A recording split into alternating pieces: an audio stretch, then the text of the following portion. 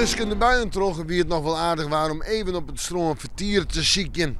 Krijgt als deze kitesurfers hier achter mij.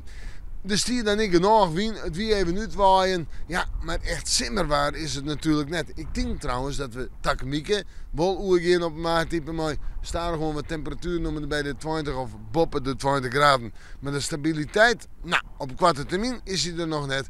Het echte simmerwaar, moeten we nog even op wachten.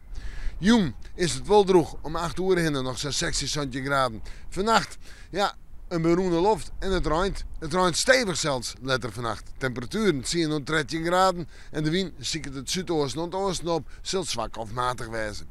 Dan zetten we terug naar morgen met een dag maar eerst ruim. Het ruint flink in de maandtijd. In de midden komen droge perioden voor in het kust- en watergebied misschien nog wel even zinnen.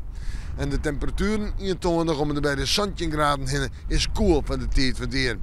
Ja, de wind die komt morgen uit verschillende richtingen, zie ik het letterlijk het noordwesten op, zal dan vrij krachtig wezen.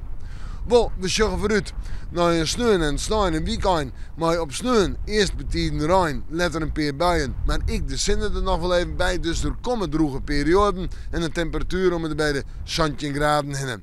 Zo'n 17 graden ik op sneeuw, maar in buiken, dan kunnen we er best op uit. En nog een aardige dag voor iedereen die vakantie had in deze provincie. En manje, ik een aardige dag, maar heel goed een buik of het ligt erin en een temperatuur om er bij de 18 graden heen. We moeten morgen maar weer even in het waarsje.